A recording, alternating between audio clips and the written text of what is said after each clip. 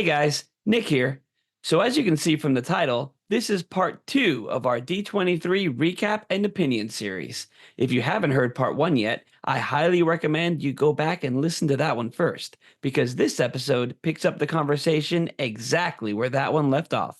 If you already heard that one, or really just want to hear about the Disneyland announcements, then you're in the right place. Thanks for listening, and we hope you enjoyed this episode of the Mickey and Minutes podcast. Hey, and welcome to the Mickey and Minutes podcast, the short Disney show. Quick conversations, information, and inspiration. I'm your host, Nick Lazaga. And I'm Andy Gootz. Let's go!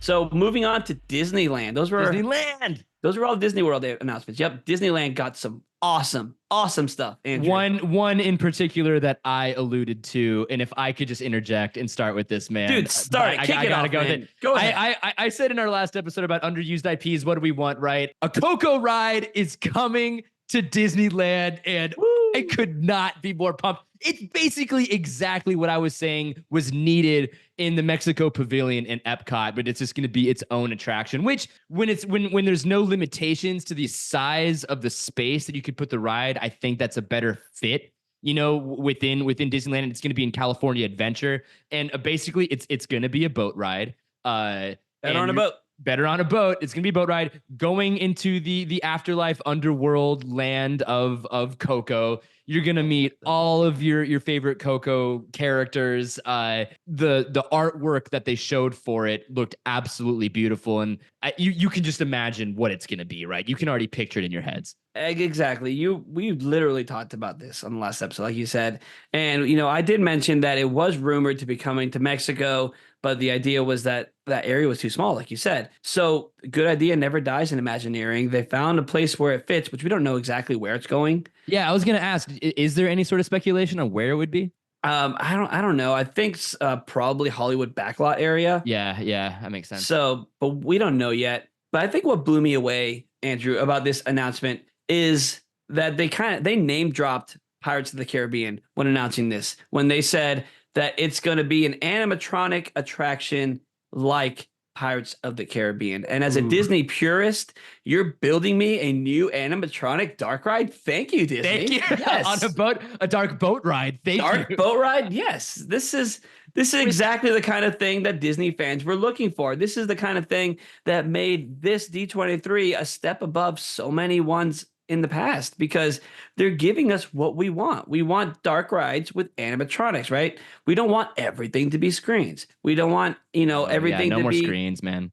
Projected faces, right? This is going to be, they said, the newest and best technology for animatronics. And it's going to be a boat ride like Pirates of the Caribbean. This is everything a Disney fan like me wants. What I want is, if you look in, we discussed this in our Frontierland episode 2, the animatronics for Tiana's Bayou are sensational. And these are even better. Right. But the problem is there's too few of them. And so I'm hoping that better animatronics, which is already amazing when you look at Tiana's, and then more of them, no screens, no projections, no 3D, just what we originally went to Disney World for. It's it, man. This is a throwback attraction. And Coco, I love Coco, man. Yeah, it's going to be great. The music, I'm sure they'll use some projection tech to add some depth and stuff to the scenes, but overall it's going to be practical effects and animatronics. And this is exactly what we want. Construction for this is going to begin in 2026.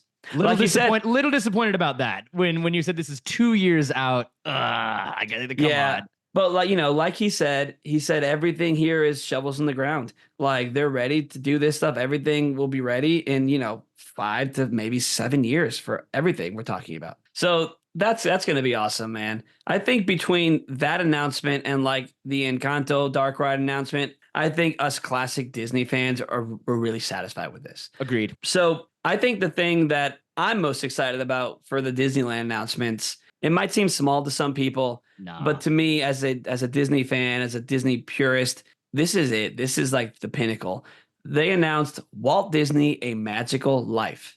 This is going to be a Walt Disney animatronic show. They're opening this for the 70th anniversary of Disneyland, and it's going to be in the Opera House on Main Street, where Mr. Lincoln is right now. But I'll talk more about this in a second, but I do love how Josh D'Amaro, again, knows the fans. He said that Mr. Lincoln is not going away. Yes. This is going to be on like a rotating turntable so they can alternate between the two shows. So cool. And they know the fans. They know that we Genius. would have been, upset about that. I would take Walt over Lincoln any day. Of but course. the thing is that Lincoln was made by Walt, which is, it fits. It's honestly a genius idea and so simple to implement. And so, Nick, from the way I understand it is they're basically going to have, like a rotating stage where on certain times you could see Abe Lincoln and at other times you see Walt and an animatronic Walt speaking to you in his office. That's the thing. We're going to be able to, in a way, be in the presence of Walt Disney. When Walt Disney designed Abraham Lincoln for the 1964 World's Fair, his whole idea for this show was that people need to be in the presence of this great man. And that's kind of what he said. And, bring it back, almost 70 years since then, people need to be in the presence of this great man. Yeah, there's so many people who go to Disney who think, of Walt Disney like a Ronald McDonald, like a figurehead. That's a really good comparison. Exactly. Yeah, man. And that's why, several years ago, well, a long time ago now, they did the Walt Disney One Man's Dream attraction for studios. And that was a celebration of Walt's life. And that was a museum. That was a museum, right? Like a walkthrough museum. It was a walkthrough museum with the video. That was the first time when they were realizing, hey, people need to know who this guy is. That on top of like the statues they've been building, the partner statue and the Walt the Dreamer statue in Epcot. But this is the pinnacle, man. They're going to use like actual excerpts of Walt's speeches and talking and stuff. And we don't know exactly what he's going to be talking about, but judging from the concept art, it looks like Walt like later in his life, maybe around the time, maybe close to the time of his death, when he was talking about Walt Disney World. I don't know exactly, but just the fact that, again, we could be kind of in the presence of Walt and hear him speak. I know there was some pushback by some members of Walt's family who are still around. Yeah, some people were saying, that it's a little offensive to them or it's weird to them. They feel like they're using Walt, as like a money grab to get people to the parks as a mascot kind of thing. But I truly think it's the opposite. I feel like the Disney company has, such a respect for Walt, and they're going to do this justice. In fact, in the crowd at Expo, they had another one of his family members. Roy. Yeah. Yeah. It was Walt's like grandnephew, I believe. And, he's endorsing the project. But I just think, again, it's going to be respectful. I'm blown away. It's going to be respectful, right? And we have the technology is good enough now to do this justice. And I think that's why they've waited so long to do it up until now, is because if they were going to do it, they have to do it right. It has to be respectful. It has to be reverent to that point. And I think they know what they're doing. They know what they're doing too. Yeah. So, I don't want to get too mushy about it, but I'm really excited about that. No, it's going to be super cool. Dude, yes. So good.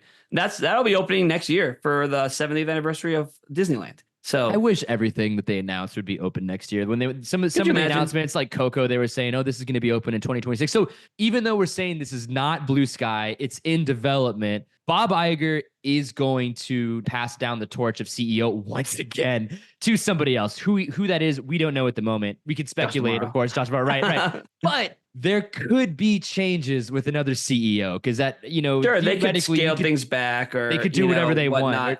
Maybe get rid of Cars Land. Hopefully, who knows? Fingers crossed.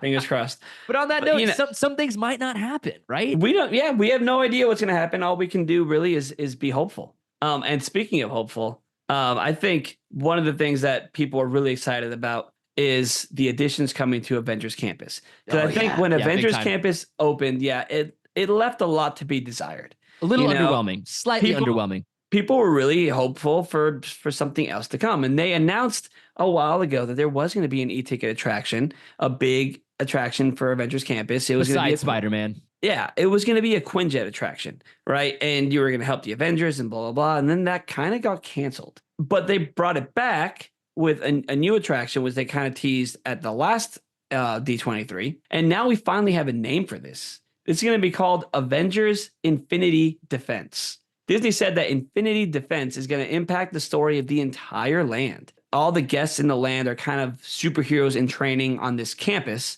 And in this ride, the heroes are going to take us into the field. And so the story of the attraction is going to be that there's a technology around that allows the Avengers to jump in between worlds, and it's gone missing. And the person who took it was King Thanos. King Thanos is a version of Thanos from an alternate multiverse that won the Infinity War battle.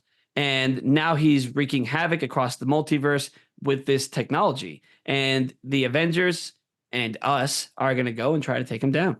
So this is a multiverse ride. Exactly. This is a multiverse ride.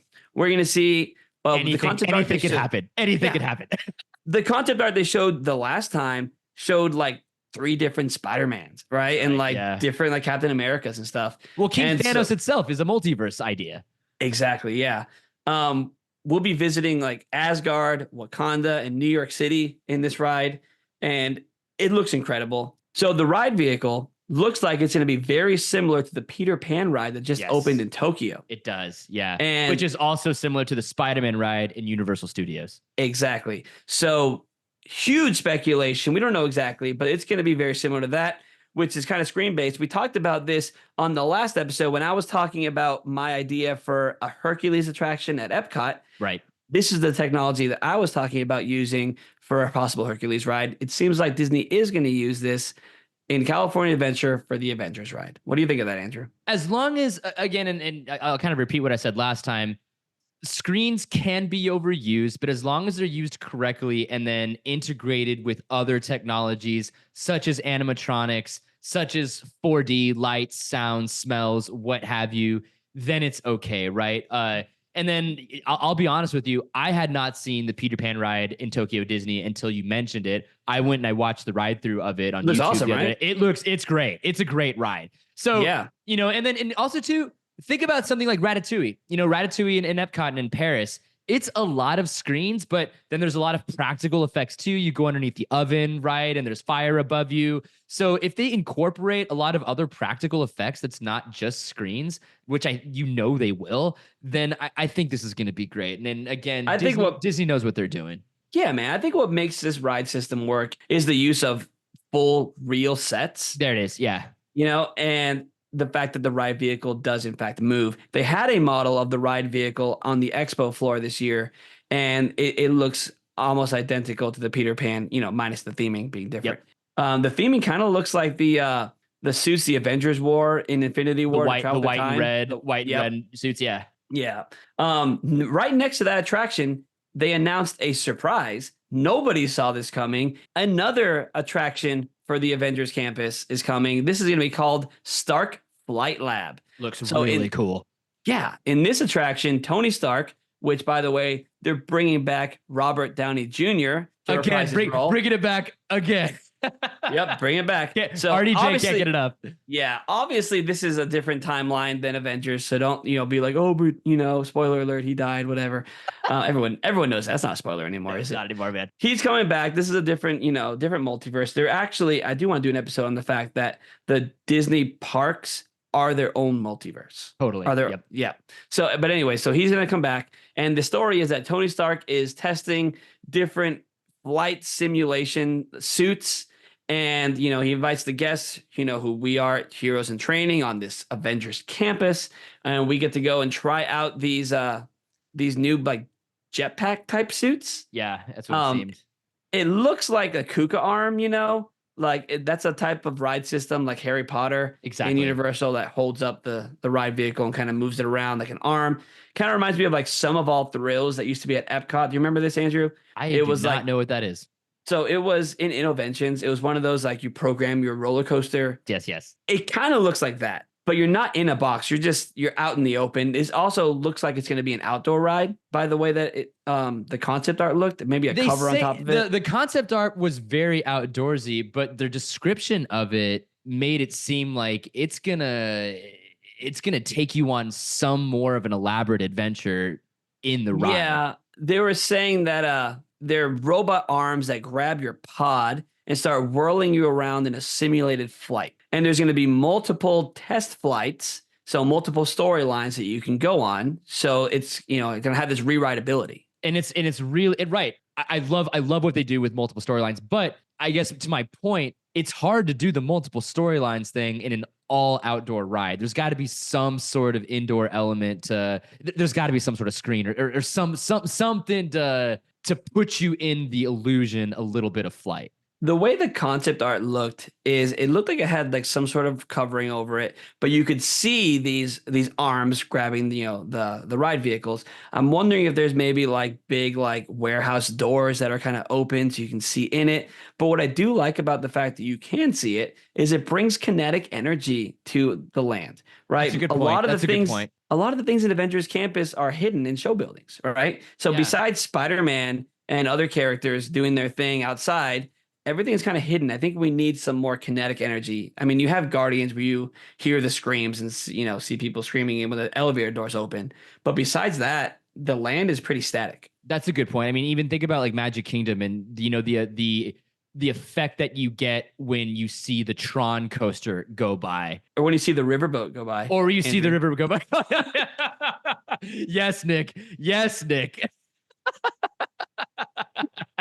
Speaking of rewritability, speaking of being able to do something again and not be bored of it, they announced a new adventure coming to Millennium Falcon Smuggler's Run. Andrew, you want to take this one? Yeah, super cool. So they straight up said that now there's going to be another storyline for Smuggler's Run that's going to include the Mandalorian and Grogu and Baby Yoda. You can't see me, but I'm cheering right now. Yeah, Nick's so pumped. I'm so pumped too. It's really needed. I'm not saying that the Smuggler's Run is getting old. The thing about Smuggler's Run is you're on it feels almost like a pointless mission. You're working for Hondo and Naka, and you're this flight crew. You're going to like get this coaxium, and there's some danger ensues, but it feels kind of like, all right, so I got this coaxium. That was cool, I guess. And the first couple of times you ride it, especially if you're a pilot, it's fun. Only if you're a pilot. Yeah, exactly. After a while, it gets a little dull, right? It doesn't have the rewritability, and it makes me wonder: is this Mando and Grogu version of the ride, is that going to alternate with the Hondo version, or is it going to be just a whole new ride for a while? And then they're going to change it. That's a good point. There's a Hondo animatronic, so it could be, which is always broken down as well too under those boxes. So so with that, are they going to get rid of the Hondo animatronic for the pre-show? I have no idea. They could very easily cover him and do some sort of other storyline, or maybe put a Mando animatronic in the pre-show, which actually, could you imagine? Because there's no facial features for Mando, it would be really easy to put a Mando animatronic that talks to you before you get on the ride. That's what they should do. But this brings up a much bigger question for Galaxy's Edge, and this is for both parks, for Walt Disney World and Disneyland. And the question, we talked about this a little bit before, is the land continuity. So right now, the land, Galaxy's Edge, takes place in the universe of the new sequels, the Kylo Ren and Rey movies. Good point. And Mandalorian doesn't take place in this time period. No, it doesn't. So now you'll be going through Galaxy's Edge, you'll hop on the Millennium Falcon, and then you're with Mandalorian in the different time period. Does this mean that Disney is throwing out the idea of continuity in this land like they're doing with Frontierland? Or are they just going to change the whole land to be a different time period? I think maybe let's take a note. Let's take a note from Avengers Campus, right? Avengers Campus takes a lot of liberties itself too, with it's in its own timeline and its own multiversal area. But all those characters lived at roughly the same time. That's fair. These characters lived decades apart. Yeah. I think with the evolution of Star Wars, maybe Disney's just kind of going with the theme of this is Star Wars land. Anything Star Wars can be experienced here. And if anything matters, then why not make the Falcon a Han Solo ride? Isn't that what people want? Don't we want Harrison Ford? I'm just saying. Okay. Yeah. No, that's fair. I'm excited for this. I'm just saying. All right. Okay. What are we doing with continuity? What are we doing with thematic illusions here, Disney? I don't think Disney cares anymore, man. No, they don't. Clearly, when they put Encanto in Animal Kingdom, everything went out the window, Nick. Or Cars in Magic Kingdom. We'll get there, man. We have a lot to say, man. All right, so there's one more small announcement and then a really big one for Disneyland we got to talk about. Really small announcement. They gave an opening date for Tiana's Bayou Adventure for Disneyland. That is November 15th. The thing that I don't like about this is that they're changing the name of the land from Critter Country to Bayou Country. And what I think is so weird about this is Tiana's Bayou Adventure is the only attraction that has a bayou. Bayou themed. Yeah. Yeah, because this land also has Winnie the Pooh. Yep. That's not on a bayou. No. This land also has the Hungry Bear restaurant, which is, going to be changed to the Country Bear Barbecue Jamboree restaurant, which is very cool, by the way. Yep. But not bayou. Yeah. So why are they changing the name of the land to Bayou Adventure when the name Critter Country works? Critter Country works for Pooh. It works for the bears. It works for Tiana's. It's perfect. Why change the name? Unless there's something we don't know about, Nick. It could be I another blue doubt sky. it. Now it could be another blue sky. Could be another blue sky announcement, yeah. But all right, so for it to justify being called Bayou Country, everything else has to be about a bayou. And that doesn't make any sense. Where is Haunted Mansion again in Haunted Mansion Disneyland? comes before Splash Mountain, and that's part of New Orleans Square. And so, they very easily could have just said, "Oh, Splash Mountain's part of New Orleans Square." That would have made more sense. That would have made way more sense. Right? Yeah. Or just a general Louisiana land, right? Correct. Yeah. Maybe not have New Orleans Square, but Louisiana land. Yep. And then keep Critter Country for Pooh, whatever. But again, with these land names, what is happening? If you're going to do it, and if you're going to go out of your way to make a land or to name something that's definitively a land, keep to the theme. It has to make sense. Keep the theme. Yeah, it has to make sense. I agree. It has to make sense. I've never been to a bayou, man, but I don't think there's bears there. Are there bears on a bayou? Is that a thing? Correct me. Somebody listening, tell me. No, there's bears on a bayou? Even there's bears in Tiana's Bayou Adventure in the ride, and I'm like, I don't see any so bears this in land, land that has three things. 1/3 of this land is bayou themed for the bayou land. Okay. Which actually, Thanks. Right. Most of it is bears. Winnie the Pooh is a bear. Country Bears is a bear.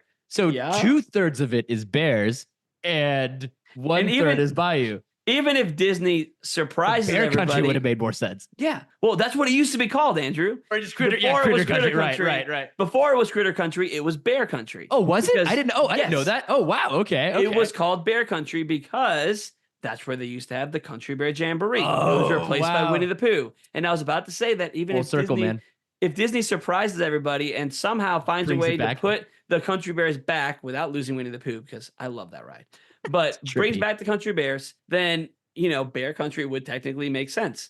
But, because there are bears on Tiana's. Okay, we got to move on, Andrew. Moving on. One more thing. We got more information on Avatar Land coming to Disneyland. We got confirmation that it is coming to Disney California Adventure. It's based on Way of Water. Andrew, this is the last film you saw in IMAX before Deadpool. Yes. It's based on Way of Water and future films, as they said.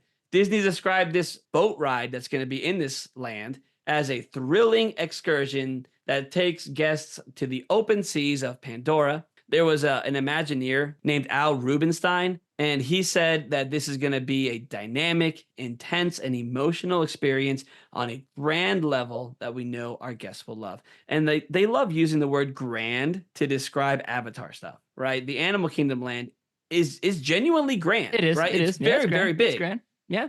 Now, this is rumored to have the same ride system as Pirates of the Caribbean Battle for the Sunken Treasure at Shanghai Disney. This ride system is incredible. And it has it's very big, cool. like dome screens and like huge show buildings, a lot of projections, a lot of video effects. But on a boat.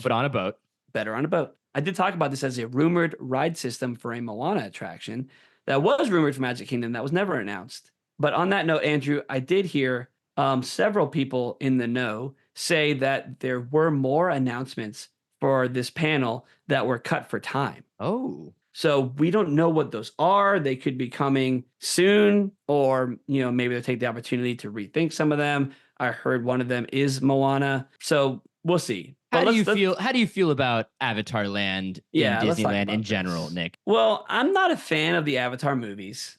As we discussed on the last episode, I didn't even finish Way of Water. I feel like it's such a weird IP for Disney. Yeah. I feel like Disney, bought this IP when they didn't really have anything else to buy. Okay, so let's stop right there. Nick, Avatar is now officially a Disney IP. Is that accurate? That's accurate, man. They bought it. Right? They bought Fox and okay. So it came with the Fox acquisition. It came with the Fox deal. Yeah, Got yeah. it. So Okay. and it is, and it's a big moneymaker. The franchise is. I feel like Pandora is a really cool land, but most of the people that I talk to say, yeah, I like the land, but I don't like the movies. And that seems to be the general consensus here. And I'm the opposite. I'm sorry. I'm the opposite. You're the opposite. I like the movies because really of the technological advancement of movies and what we can do with motion capture and how realistic it looks and how beautiful the movies are. So the reason you like it is really meta, man. It's not even that you like the movie. It's that you like the technology. Yeah, honestly, yes. So admit that you don't like the movie, Andrew. No, Nick. The movies are very entertaining. The movies to me are very entertaining. The first one's good. It's fine. But I just personally don't think that Avatar in general belongs as a land for Disney. It doesn't fit, and it kind of sticks out. And it was weird in Animal Kingdom. It's going to be even weirder. It is going to be weirder in Disney California Adventure. Now the question of where is this going is such a big huge question. Yeah, it's gonna be massive. It's supposed to be huge. Yeah, it's supposed to be on a similar scale to the one in Animal Kingdom. We do know that Disneyland Forward was approved. Those of you who don't know, Disneyland Forward is a project to expand the Disneyland Resort, to make both parks, Disney California Adventure and Disneyland, bigger. And with this approval, it's not like, okay, we're approved, let's go build. There's a lot of infrastructure that needs to happen first, right? They need to, get rid of roads and tear down parking lots and, all this kind of stuff. And, whatever. Maintain the illusion, the immersive experience that when you're there, you feel like you're there. Yeah, exactly. So this could be in that area, which means this might be one of the later things that we get from these announcements. I'm not super thrilled on this. Like, I don't really care. I'm not either. I don't really care either. Fine, I guess. We're gonna write it, obviously. Yeah, because I think this was like the first announcement they made on the whole thing. I think they were starting off slow. Flight of Passage is one of my favorite rides. I mean, it's amazing. It's amazing. But I still stand on my soapbox. I like the Avatar movies, entertaining, but as a whole land. And then two, I'm gonna say this. When Pandora was initially announced to be made in Animal Kingdom, when you think about Pandora in the movies, you also think about Pandora at night. You think of the neon that you'd see, the bioluminescence in the whole world. I really anticipated all of that to come out at night in Pandora. And if you go to Pandora at night, it's not. It's fine. It's fine. It's fine. It's the not first what time, you think it would be or what it could be. The first time I saw Pandora, here's a story time, Andrew. First time I saw Pandora, it was on my honeymoon. And you had a whole pod on this, man. I remember you had a whole episode on this. Yeah, just episode 2 back in Mickey and Minutes history. Okay, episode 2. So yeah, I went on my honeymoon, man, and we went after hours. They were doing like an after hours event to visit Pandora, and we didn't leave the land till like almost 3 a.m. And it was really cool because it was brand new and it looked nice. I feel like over the years, the weathering and just people walking on, I think it's faded a bit. I don't think it shines the way it does. Not to mention the fact that Animal Kingdom closes at like 6 or 7. That's true. So you're never going to really see it anyway. Exactly. And so, but they did say that this new land in Disneyland is going to be more to their fire and water movies that are coming out. The next sequels to Avatar. The one that already came out, Way of Water, and then the third one, which is what, Fire and Ash, right? Fire and Ash. Yep. Fire and Ash. Right. So who knows, right? Who knows what? I mean, there's cool things that you can do with water, a water show maybe, right? But I don't know. It just Avatar doesn't feel Disney to me. It doesn't, man. So those are our thoughts on everything that they announced for the domestic parks. I hope you're still with us. Hope you're still with us, y'all. That's on me with editing, man. That's on me. Man. So yeah, they announced other stuff for the foreign parks. A lot of cool Spider-Man stuff coming. We're not going to talk about that on here. They announced like 4 new cruise ships. Also, we're not going to get into that right now. A lot of Fortnite announcements. Yeah, that was weird. Yeah, whatever.